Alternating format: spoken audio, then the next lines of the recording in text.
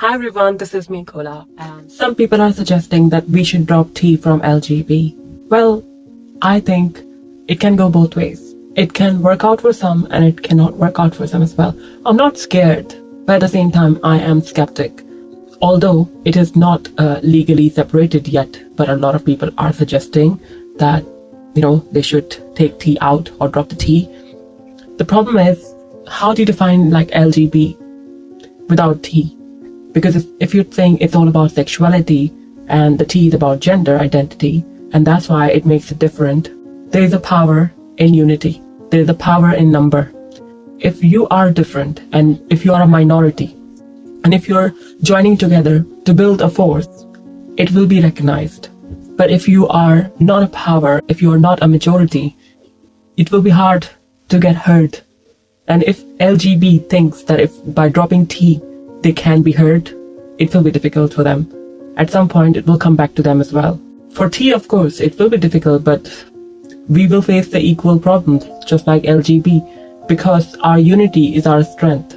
There are certain consequences that we can feel if we drop either of us. But apart from sexuality, what other reason why do they want to drop T? Is it because woke was going out of hand? Is it because of so many genders, so many pronouns, spectrum, and a lot of people finding it hard to comprehend? Should we really worried about dropping T from LGB when we have so many things to talk about, when we have so many worries to think about? Imagine like there are so many people are dying every day because of all sort of nonsense ideology, all sort of nonsense reasons, and people are getting attacked, targeted.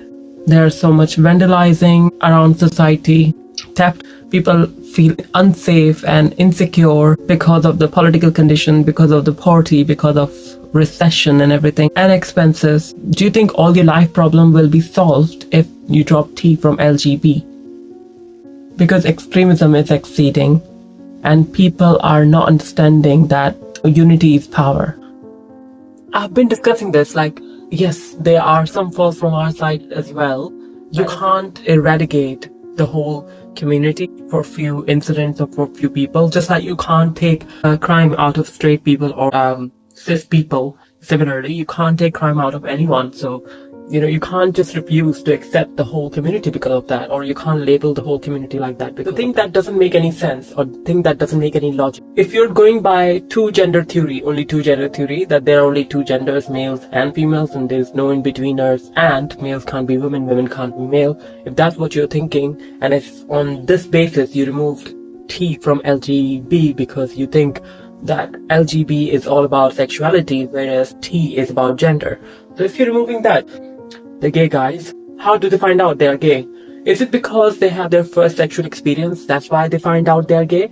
Or is it because they know there's something different about them? They have certain type of attraction towards someone and the way they are. Because I think it's the lifestyle, it's the whole behavior. It's not just who you share bed with. It's that doesn't give you a certificate of being gay, because a lot of people who are married and who do all sort of things, and men, especially in prison and stuff, they would F anyone, even the plastic doll or something. They would do it. You can't categorize that as gay because they are desperate. They would do it. If a man is feeling like it, they would do it. They would do anything. So it obviously takes a type of person to do that, to go to that extreme. But it's not about you get a certificate of just sleeping around with guys in a same sex to become gay. Or that's not the criteria to be gay.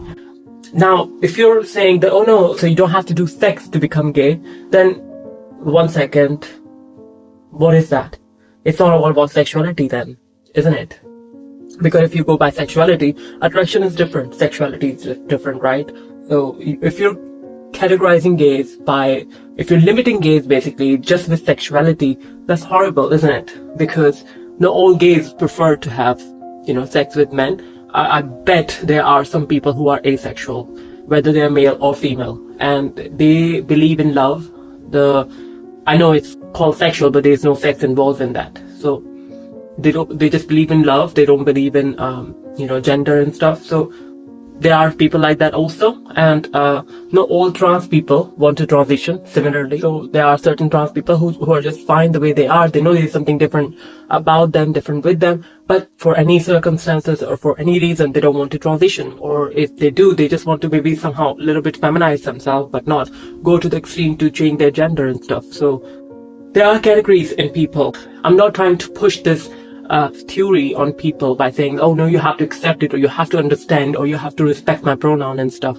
I'm not going out there and advocating all that, but what I'm saying is, and you're not just giving a separate T flag or anything, you're just actually eradicating it completely, and you are actually making people more confused now, because there are so many helpless people who will be confused because before they had an identity and you're taking that identity away from them. I've never been in a pride. I'm not gonna say that pride is like that or pride is like this and stuff, but I did not feel comfortable going in pride because I just don't know. I just mind my own business. I never thought that I have to go in pride. So if somebody has this cliche that, oh no, all LGBT plus TQ people goes in pride and stuff, and that's why they are, you know, this and they're that, and what they do in pride and stuff. Not every person who's gay or who's lesbian or who is T goes to pride or go open, ask people to respect their pronoun or wear t-shirts with rainbow colors and stuff. Not everybody do that, and there's nothing against people who do it. There are people who just want to mind their own business. You know, when you take away the identity from someone, if they need help, there's no way to go. There's no organization which can actually help them when they are in crisis, when they are in problems, because everybody is minding their own business until there is no crisis. But when there is a crisis, when there are crises, then where do we have to go? Because you're limiting the resources that a person can obtain when they are struggling, when they're questioning themselves, their gender, their identity, themselves. My point is, like, for example, if there's a crime happened by someone who belonged to a certain race and you're criticizing the whole race or whole religion because of that, it's unfair. You don't have to judge people like that, because imagine, like, if I'm going around and saying all Christians are orthodox. So it's not like that, you know, not everybody's as orthodox. And if somebody's refusing to believe, oh no, deep down you are.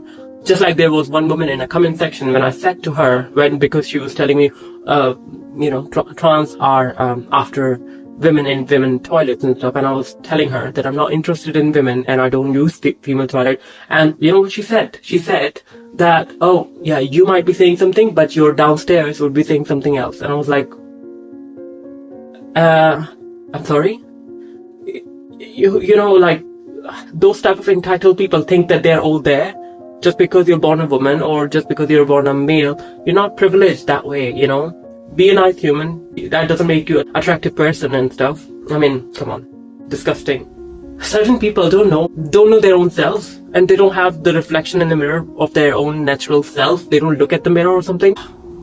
The amount of radical people are increasing day by day nowadays because of this extreme ideology is horrible, and the politicians are just keep taking votes because of their by just running the ideology and feeding it to these people who want to Christianize or who want to make places more like their religion that they don't even follow, because they don't even follow everything. Religion also teaches you not to fraud someone, not to hurt someone, not to cheat someone, not to, you know, do adultery or other stuff. But you don't want to listen to that, right? Because even those people who are just being all orthodox and stuff, they're also committing the same type of crimes, but they're just good at hiding.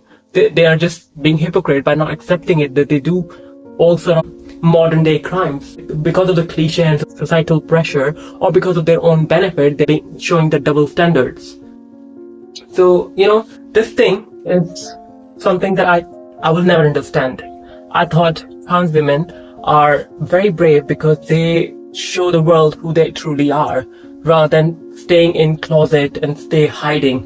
It's horrible to stay hiding and, you know, not being able to be yourself. It's exhausting. Be safe, everyone. Look after yourself.